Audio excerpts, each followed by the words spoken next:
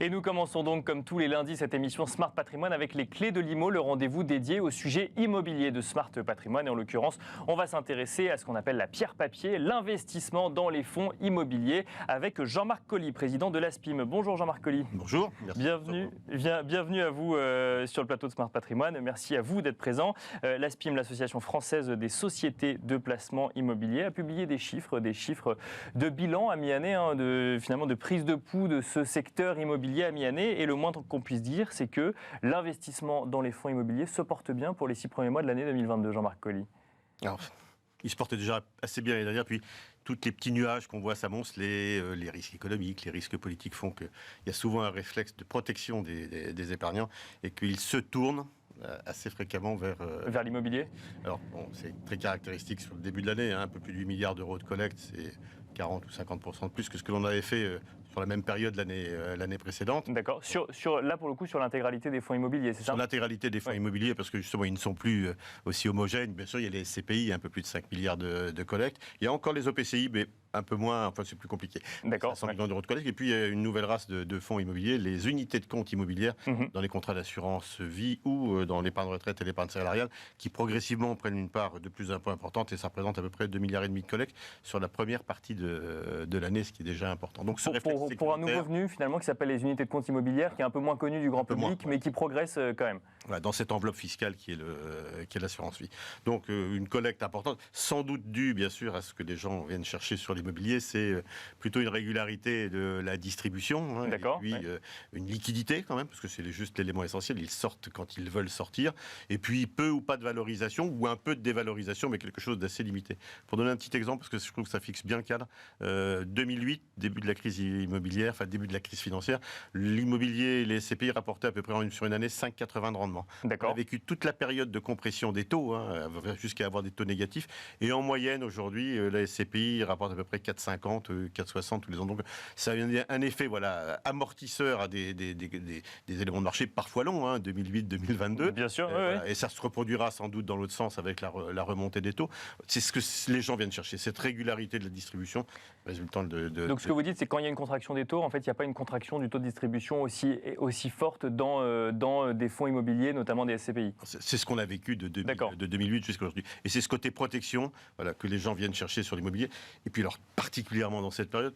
C'est la question que j'allais vous poser, parce qu'effectivement, là, on parle d'un bilan à mi-année. On peut voir quand même un certain nombre de questionnements ou d'angoisses sur les investissements, que ce soit les investissements sur les marchés financiers, dans l'immobilier, sur le résidentiel plus particulièrement, sur l'achat de sa résidence principale ou autre, sur des investissements parfois un peu plus alternatifs dont on peut parler dans Smart Patrimoine. On voit qu'il y a un certain nombre de questionnements, d'inquiétudes en lien avec la guerre en Ukraine, avec l'inflation, avec les liquidités qui sortent mécaniquement des marchés financiers, avec la hausse des taux des banques centrales en Europe ou aux États-Unis. Pour l'instant, ça ne semble pas trop inquiéter les investisseurs dans les fonds immobiliers. Alors, ça les préoccupe, D'accord. Ça les renvoie à l'immobilier. Enfin, le point majeur aujourd'hui, c'est le retour de l'inflation. Et il n'y a pas un produit qui soit mieux protégé que l'immobilier contre l'inflation. Pratiquement, dans le monde entier, tous les baux et les loyers sont indexés. Donc, si les prix augmentent, les loyers augmentent. Et puis, la valorisation se maintient, parce que même si les taux viennent à augmenter sur des loyers qui eux-mêmes ont augmenté, on a quelque chose d'assez stable en période inflationniste. Donc, cette crainte inflationniste, qui n'est plus qu'une crainte, même si elle est temporaire, bien sûr, forte, elle est un élément qui amène les investisseurs vers le placement immobilier. Alors, c'est jamais aussi blanc, c'est pas parce que ça augmente de 5% que les loyers augmentent de 5%. Encore faut-il avoir on rappelle le principe des fonds immobiliers, donc en fait on investit dans de la pierre, ensuite on le met en location, donc on a des clients qui payent un loyer tous les mois, donc effectivement c'est du chiffre d'affaires garanti entre guillemets, mais tant que le client peut payer et peut, entre guillemets, assumer cette hausse de loyer. Alors, c'est ça pour ça que ça protège contre l'inflation, mais pas instantanément. Et imaginez pas que les revenus des SCPI augmentent de 5%, parce que nos locataires ont des périodes dans lesquelles on augmente leur loyer, c'est pas possible. Mais sur une période de temps, on finit par récupérer le montant de l'inflation. Parfois, on peut même être encore plus solidaire de la situation, et c'est ce qui s'est passé à la fois au mois de décembre et là récemment. Les propriétaires immobiliers gros, petits, et nous, beaucoup de petits porteurs ou des petits propriétaires, on a accepté de dire, bon, l'inflation est forte, il faut qu'on accompagne les gens qui utilisent nos locaux, qu'ils soient les gens dans le résidentiel ou qu'ils soient même dans le commerce.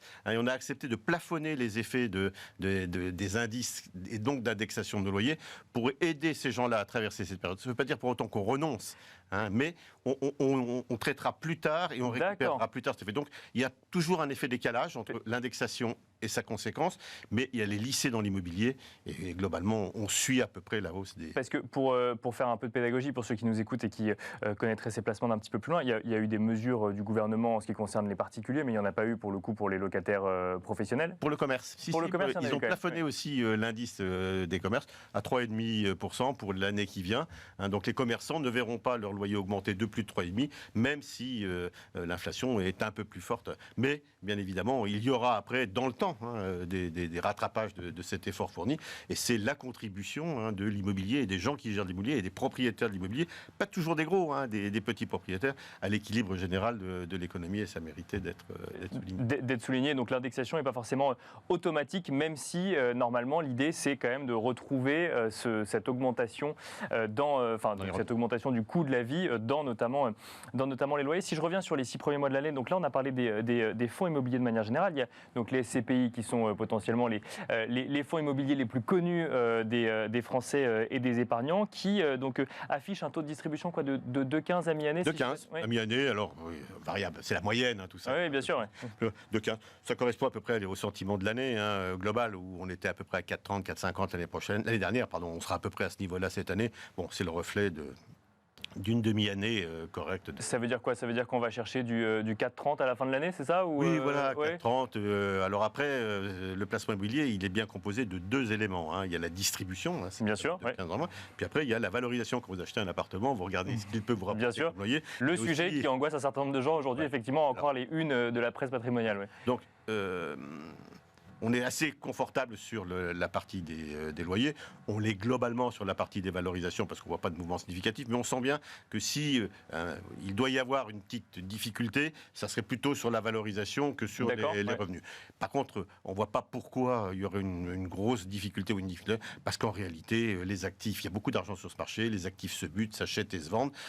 Les prix sont toujours soutenus parce qu'il y a beaucoup de capitaux. Mais voilà, ça peut être avec l'augmentation des taux. C'est là moins les loyers, mais l'augmentation des taux relativement forte. Bien sûr, complètement. Ça se retrouve dans les taux de rendement des immeubles. Voilà. Donc on jouera encore une fois le rôle d'amortisseur. L'immobilier jouera son rôle d'amortisseur. Il n'y aura pas une remontée des taux de rendement aussi forte que de la remontée des taux, mais il peut y avoir des petits mouvements. Donc voilà, confiance sur la distribution, globale confiance sur la valorisation, mais alors, avec sans doute des réalités différentes selon la nature des immeubles. Justement, si on parle de valorisation, en fait, un immeuble de bureau n'a pas la même réalité qu'un immeuble d'infrastructure ou qu'un immeuble un immeuble loué pour des activités de santé. Est-ce que vous constatez que ce soit en termes de performance ou en termes d'appétence des épargnants, des différences de comportement sur des secteurs d'activité? Alors, la grande nouveauté, mais depuis quelques années, c'est que ces porteurs de parts qui sont en réalité des investisseurs qui viennent chercher du rendement ou de la valorisation, ils se mettent à avoir un comportement sociétal, c'est-à-dire ils vont investir là où ils pensent que ça va être utile. D'accord. Sans doute un comportement des jeunes. On voit beaucoup de choses dans la logistique, parce que au dernier kilomètre ou pour vous servir tous les jours par Internet, il faut de la logistique. On le voit en matière de viager, par exemple, sur le vieillissement de la population, où on a des fonds qui sont bien créés. Et puis on le voit beaucoup sur la santé, ça représente 14% de la collecte, où les gens savent très bien qu'on va avoir un problème de vieillissement de la population, un besoin d'EHPAD, de maisons de résidence, de logement pour les personnes âgées. Et ils investissent à la fois parce que le rendement leur semble sûr, puisqu'on en a besoin, mais aussi parce que cette fonction sociétale, ça rend service à la partie de la population qui veut le faire. Donc c'est ce comportement qui est en train de se dégager et qui explique qu'on a beaucoup de création de fonds, peut-être moins généralistes et plus particuliers sur certains secteurs, pour jouer ça. Et puis ceux qui aiment, à l'inverse, avoir quelque chose qui est de mieux mutualisé, donc d'encore plus régulier, prendront des gros fonds généralistes dans lesquels il y aura tous ces compartiments. Donc là où c'est diversifié effectivement sur tous les secteurs d'activité ou toutes les typologies d'investissement qu'on peut trouver dans les fonds immobiliers. Et diversifié aussi sur l'aspect régional et physique.